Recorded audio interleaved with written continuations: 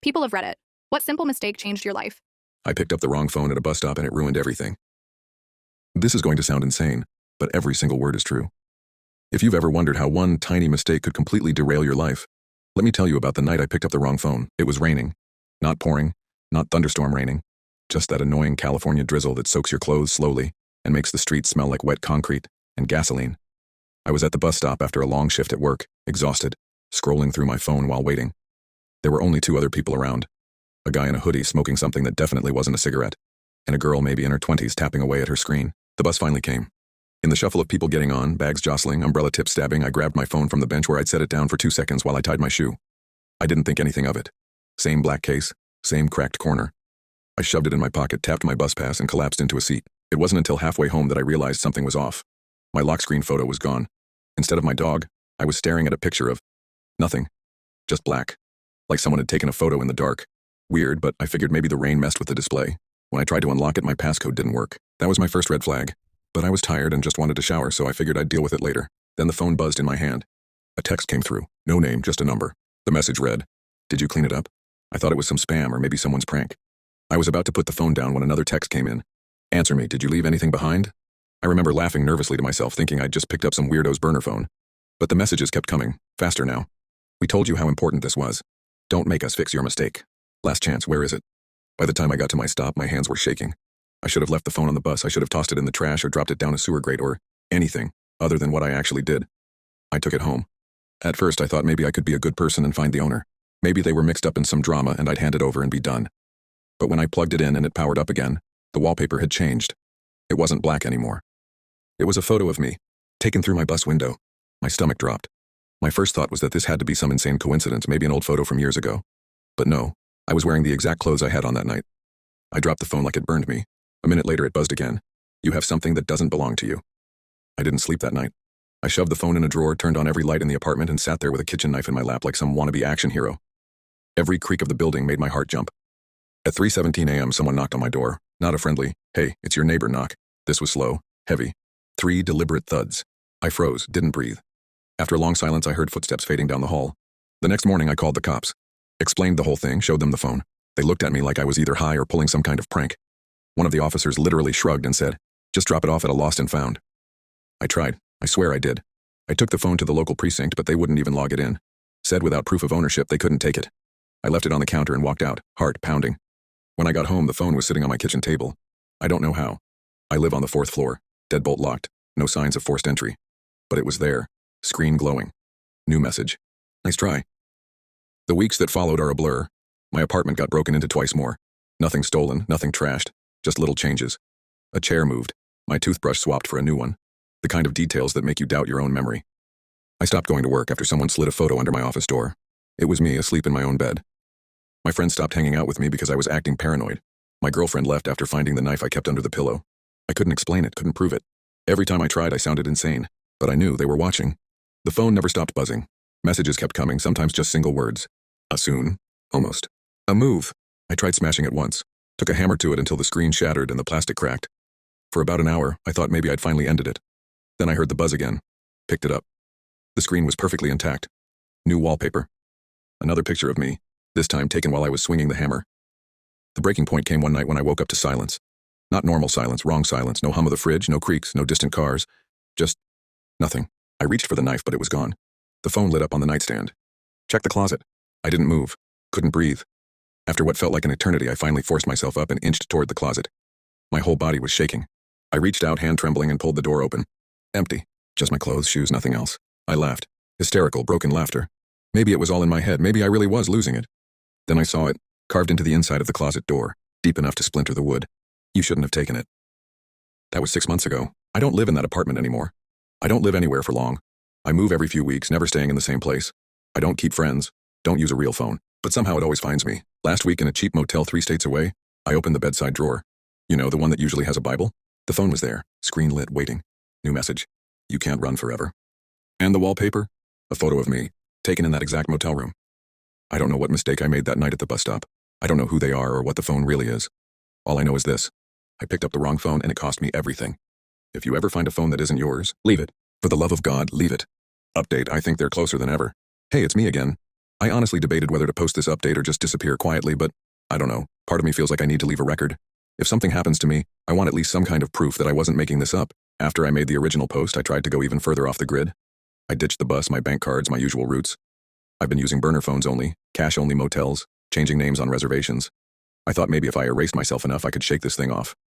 But it doesn't matter, they always find me. 3 weeks ago, I woke up in another shitty motel in Arizona. Nothing special about it. Bed, lamp, those ugly patterned carpets. Except when I opened the nightstand drawer, there it was again. The phone. Same black case. Same perfect, unbroken screen. I don't touch it anymore if I can help it, but the damn thing buzzed until I picked it up.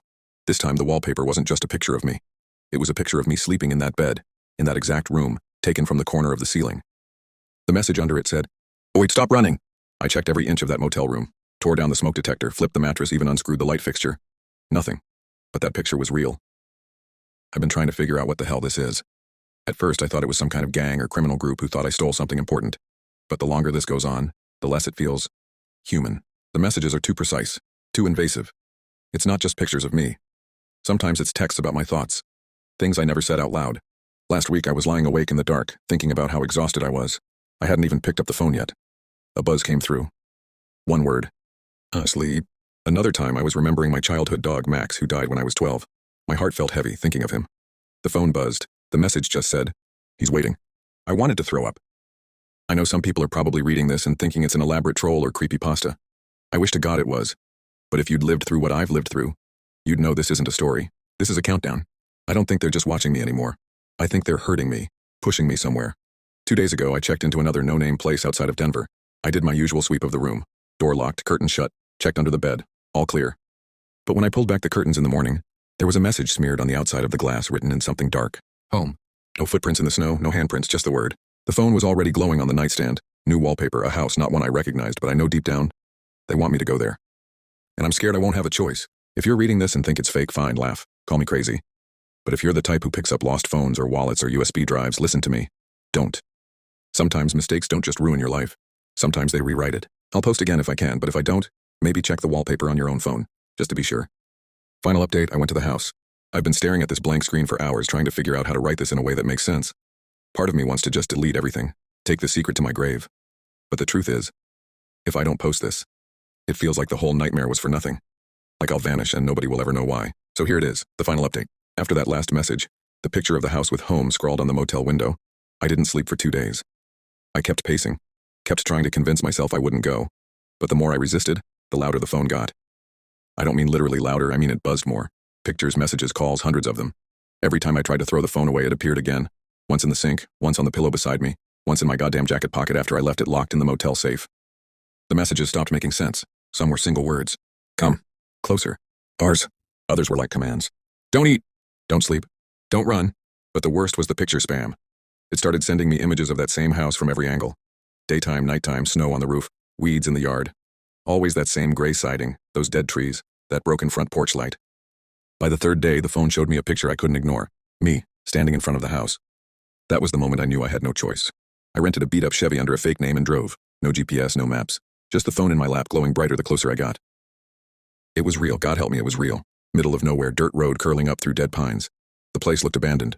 Windows dark, shutters hanging loose, roof sagging in spots. I almost laughed when I first saw it. This? This is what I've been running from?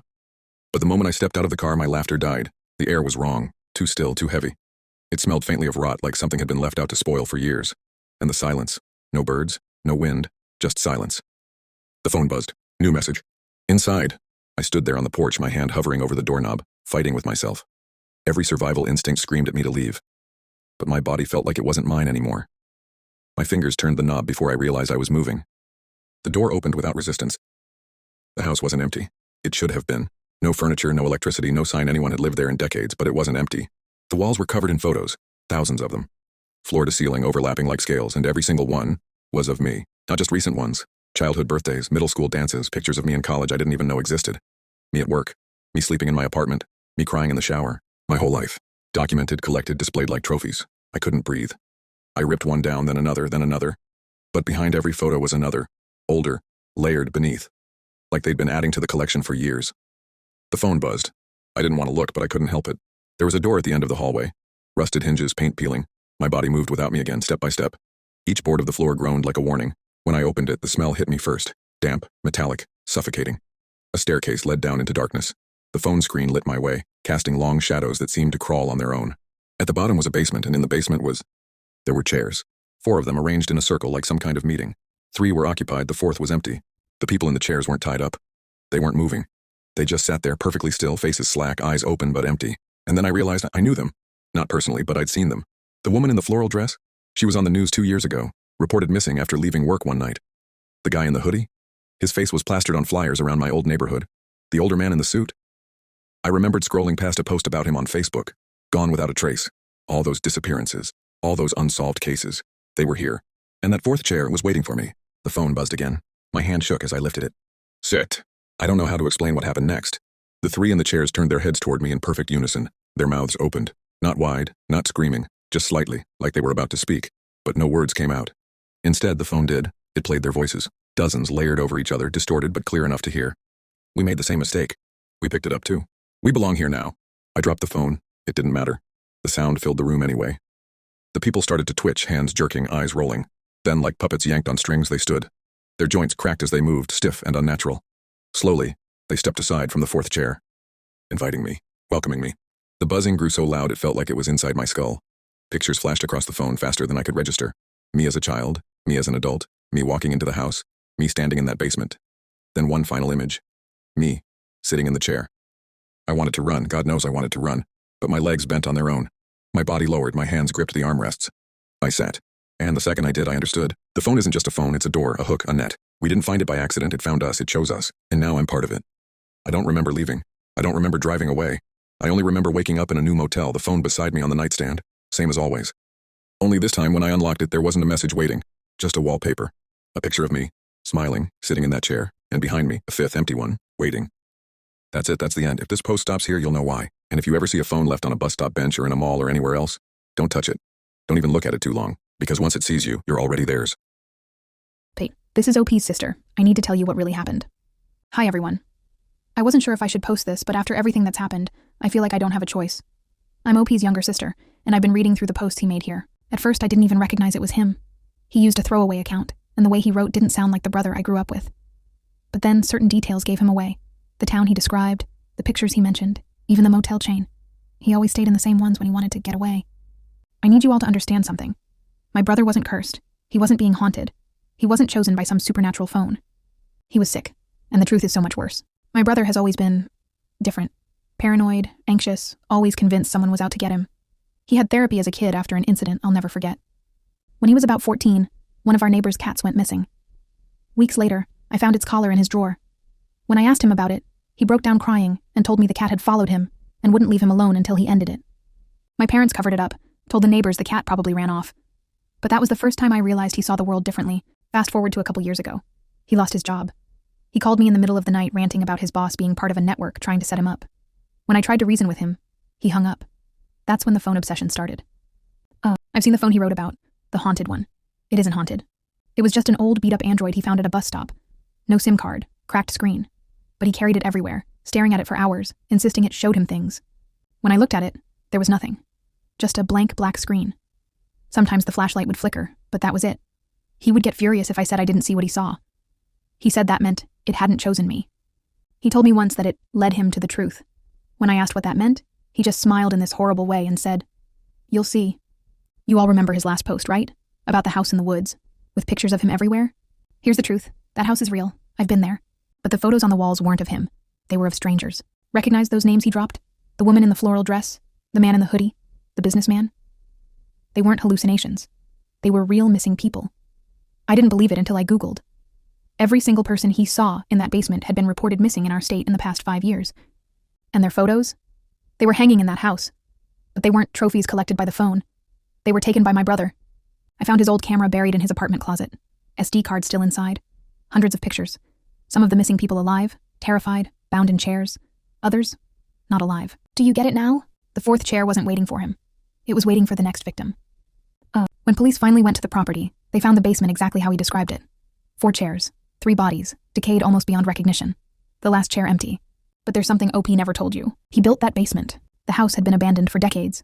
No working electricity, no furniture, no foundation upgrades. But the basement was different. freshly dug out, reinforced with concrete, chairs bolted to the ground. He didn't stumble into that place. He made it his hunting ground. This is the part I haven't been able to shake. The cops let me into his apartment after, said maybe I'd want to collect his things. Most of it was useless junk, but the phone was there, sitting on the nightstand, just like he wrote. The wallpaper wasn't what he said. It wasn't a picture of him in a chair. It was a picture of me, asleep, in my own bed. My brother killed himself before police could arrest him. They found him in that basement, sitting in the fourth chair, gun in his hand, phone on his lap. The official report says he was schizophrenic, untreated, spiraled into violence. But I grew up with him. I know he wasn't always like this. Something in him changed, something snapped, and the phone became the excuse. He wanted to believe something else was controlling him because the alternative, that he chose to do all this, was too much for him to face. I don't know why I'm writing this. Maybe because I don't want anyone to remember him as a victim of some cursed object. He wasn't a victim. He was the monster. But sometimes late at night, I catch myself glancing at my own phone on the nightstand, and I swear in just for a second when the wallpaper flickers,